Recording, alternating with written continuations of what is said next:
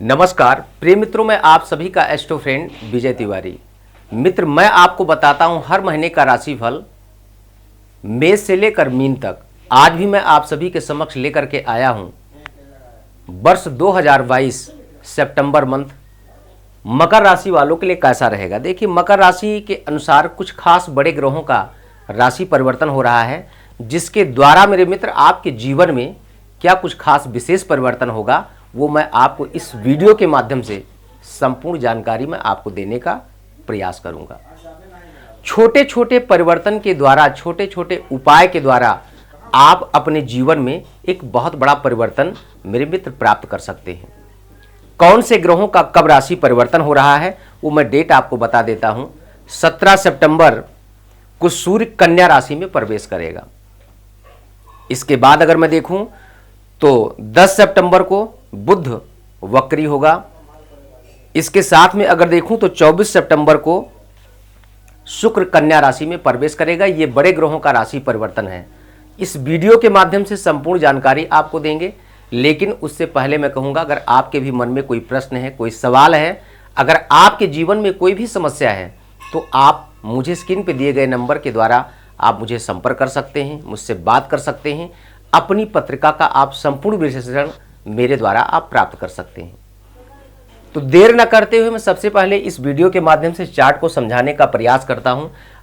इस चार्ट का सिर्फ उद्देश्य मेरा एक है, इसके द्वारा तो अपना राशिफल आप जान ही सकते हैं, लेकिन इसी के साथ में आप ज्योतिष की जानकारी, कौन से ग्रहों का कैसे परिवर्तन होता है, उसकी भी जानकारी आप बहुत आसानी से प्राप्त कर सकते हैं, समझ सकते हैं इस वीडियो के माध्यम से।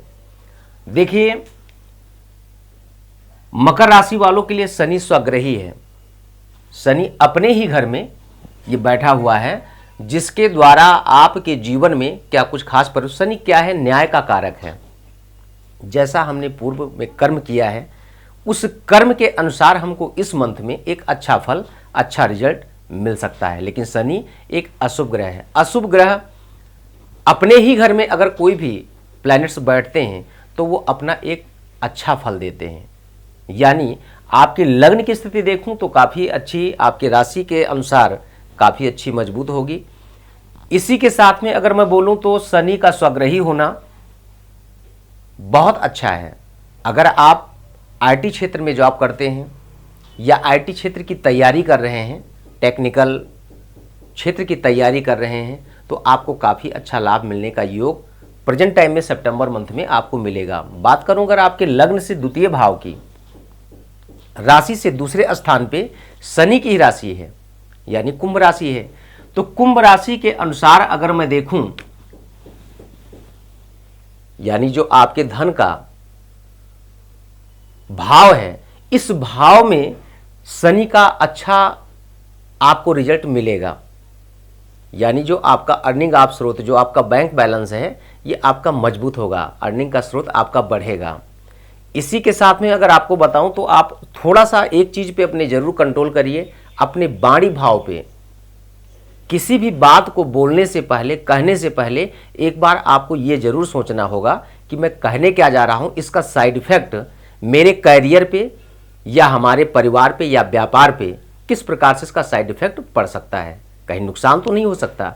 यानी कुछ भी बोलने से पहले आपको एक बार ये विचार जरूर करना है, क्योंकि शनि की राशि कुंभ राशि है। शनि आपके राशि में ही रेट्रोग्रेड हैं, वक्री हैं। कई बार आपने देखा होगा, हम काम अच्छा करने का प्रयास करते हैं, लेकिन कभी कभी ना ठीक उसका विपरीत उल्टा हो जाता है। तो शनि की जो उल्टी चाल है ना, ये आपके खर्चे को थोड़ा सा बढ़ा सकता है। इससे आपको थोड़ा सा सावधान रहने की जरूरत है। खैर, जो आपके प्लैनेट्स का प्रभाव है वैसा रिजल्ट तो आपको मिलना ही मिलना है, लेकिन थोड़ा सा अगर इस पे आप सावधान होंगे, थोड़ा सा आप इस पे विचार करेंगे तो थोड़ा सा आपका पैसा बच सकता है। बात करूं अगर आप देवगुरु बृहस्पति की, तो बृहस्पति आपकी पत्रिका में आपकी राशि से तीसरे भाव पे गोचर कर रहे हैं, वो भी रेट्रोग्रेड हैं, वक्रीय हैं। मीन राशि स्वग्रही का है। गुरु की अगर बात करूं तो आपके जीवन के बहुत सारे संघर्ष हैं, बहुत सारे कार्य ऐसे पेंडिंग में चल रहे हैं, जो कार्य आपके पूर्ण होते हुए मुझे दिखाई दे रहे हैं। काफ़ी अच्छा आपको रिजल्ट मिलेगा। चतुर्थ स्थान की बात करूं यानी आपके राशि से चौथे घर पे, तो जहाँ पे राहु बैठा हुआ है, थोड़ा सा अपने माँ के स्वास्थ्य को लेकर के आपको सचेत रहने की ज़रूरत है इत्यादि। अगर मैं बात करूं तो भूमि भवन वाहन का अगर कोई भी प्लान आप कर रहे हैं, कहीं ज़मीन में आप प्रॉपर्टी में इन्वेस्टमेंट करना चाहते हैं या कोई वाहन नया खरीदना चाहते हैं, तो ये समय आपका काफ़ी अच्छा है और इस समय के अनुसार आपको इसका लाभ भी पूरी तरह से मेरे मित्र मिलेगा। बात करूं अगर आपके पंचमेश की, यानी आपके राशि से पांचवें स्थान की, पांचवें स्थान की अगर बात करूं तो मंगल वृषभ राशि में गोचर करेगा। वृषभ राशि का मंगल, जो आप पांचवां स्थान से, जहां से शिक्षा, संतान और प्रेम का स्थान होता है, एजुकेशन क्षेत्र में अगर आप कोई तैयारी कर रहे हैं, कोई आपका एग्जाम्स है, उसमें आपको अभी एकाग्रचित्त होकर के, क्योंकि ये मंगल जो शुक्र आपके पंचमेश का स्वामी है, पांचवें का होकर के अष्टम भाव में गोचर कर रहा है। पंचमेश का अष्टम जाना मेरे मित्र बहुत शुभ नहीं है। ये कहीं ना कहीं आपके मन को डाइवर्ट करेगा, कहीं ना कहीं आपके मन को कंफ्यूज करेगा, मैं ये करूं या वो करूं। जो तैयारी अभी कर रहे हैं उसी तैयारी पे आपको मन लगा करके पूरी तरह से निष्ठावान होकर के आपको मेहनत करने की आवश्यकता है, आपको सफलता मिलेगी।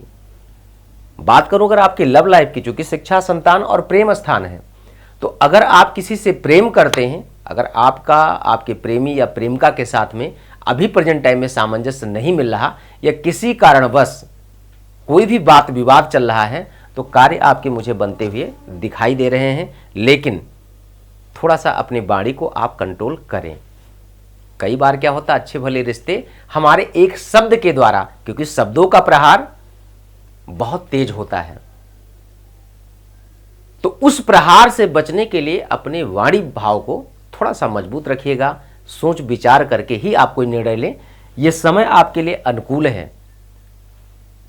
अगर आप संतान के बारे में प्लान कर रहे हैं, संतान की उत्पत्ति के लिए, तो गर्भाधान का भी योग आपकी पत्रिका में बन रहा है, सफलता आपको मिल सकती है। रोग ऋण शत्रु की बात करूं आपके सिक्स्थ हाउस की, तो यहां सब छठे भाव का स्वामी बुध भाग्य स्थान पे है। आपके शत्रु भी आपके परास्त होंगे। अगर आपका कोई भी अगर शत्रु है जिसके साथ आपका वाद विवाद काफी दिनों से चल रहा है, तो इस वाद विवाद का स्वामी बुध आपके नवम भाव में गोचर करेगा, स्वग्रही उच्च का होकर के। यहां पे एक चीज का विशेष ध्यान देना है कि उस वाद विवाद को आप चाहें तो सॉर्ट आउट कर सकते हैं, यानी समझौता हो सकता है। अगर आपको कोई असाध्य रोग है, उस रोग में भी आपको राहत मिलेगी। अगर आप लोन के लिए अप्लाई किए हैं, काफी दिनों से आपकी फाइल पेंडिंग में चल रही है, आपको सफलता मेरे मित्र मिल सकती है, क्योंकि आपका छठे भाव का स्वामी भाग्य स्थान पे काफी मजबूत, यानी त्रिकोण के स्थान पे है, काफी अच्छा आपको रिजल्ट देगा। लेकिन यहां पे एक चीज विशेष करके आपको समझने की बात है, आपके लाइफ पार्टनर, बिजनेस पार्टनर, जितने भी पार्टनरशिप होते हैं, इन पार्टनरशिप के स्थान पे शनि की डायरेक्ट दृष्टि आपके सप्तम भाव पे पड़ रही है। शनि की दृष्टि अच्छी नहीं होती। अपने घर को अगर शनि देखता है तो अच्छा होता है, लेकिन किसी शुभ ग्रह को देख रहा है, शुभ घर को देख रहा है, तो वो अच्छा नहीं माना जाता है, क्योंकि ये केंद्र का स्थान है। केंद्र का स्थान हमेशा शुभ होते हैं। शुभ स्थान पे अगर अशुभ ग्रह की दृष्टि पड़ती, जैसे एग्जाम्पल मैं आपको समझाऊं, अगर कोई अच्छा व्यक्ति है, उस व्यक्ति के ऊपर किसी गलत व्यक्ति की दृष्टि पड़ जाए तो कभी भी अच्छा नहीं सोचेगा उसके बारे में। चोर है तो उसका चोरी करने का माइंड चलेगा। अगर वो दलाल है, कमीशन एजेंट है, तो कमीशन लेने के चक्कर में, कमीशन लेने के फिराक में अपना कार्य जरूर करेगा। यहाँ पे एक चीज विशेष करके आपको ध्यान देने की जरूरत कि ये शनि की दृष्टि थोड़ा से आपके दाम्पत्य जीवन को डिस्टर्ब कर सकता है, फैमिली लाइफ को डिस्टर्ब कर सकता है। लेकिन यहाँ पे भी मैं आपको एक सजेस्ट करना चाहता हूं कि उस डिस्टर्बेंस को आप अगर ये समझ लें, देखिए गोचरीय परिवर्तन बताने का या आप लोगों तक भेजने का सिर्फ एक ही उद्देश्य होता है, समय आपका आज के दिन अच्छा नहीं, तो उस समय के अनुसार ही आप उस किसी भी कार्य क्षेत्र में कोई भी बात विवाद करना है तो थोड़ा सा वहां पे सचेत होने की आवश्यकता है। देखिए, शनि की दृष्टि डायरेक्ट आपके सप्तम में पड़े, जो आपके लाइफ पार्टनर, बिजनेस पार्टनर, इन चीज़ों पे थोड़ा सा अपना आधिपत्य जरूर रखेगा।